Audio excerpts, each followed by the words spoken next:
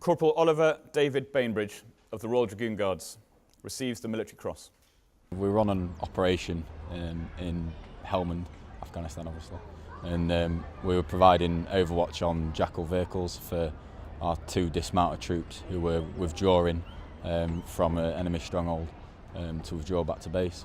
And we provided overwatch for them, and we were about to move off and leave to go back to base ourselves, and I was lead vehicle, and as I pulled off the high ground to move back to base, I struck an IED.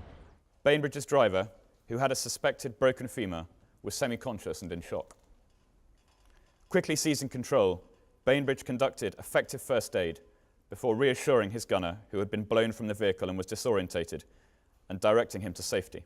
All the wheels were blown off, the doors were blown off. My driver sustained injuries to his leg, his arm, and also he's like nodding in and out of consciousness, and very shocked as well. Quickly seizing control, Bainbr conducted effective first aid before reassuring his gunner, who had been blown from the vehicle and was disorientated, and directing him to safety.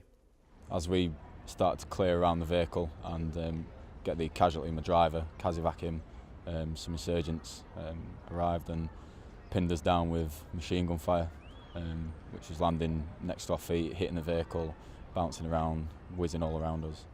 Bainbr grabbed his injured driver, dragging him to a crater caused by the blast, while simultaneously instructing the Valon team and the medic to seek cover.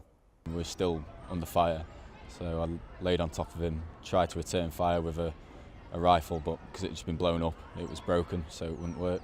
So then we had to lie there and wait for another couple of vehicles to turn up, suppress the enemy, and then once they engaged the enemy, then we managed to get him onto a stretcher and then back to a Warthog, which was a few hundred metres behind us, waiting to pick him up.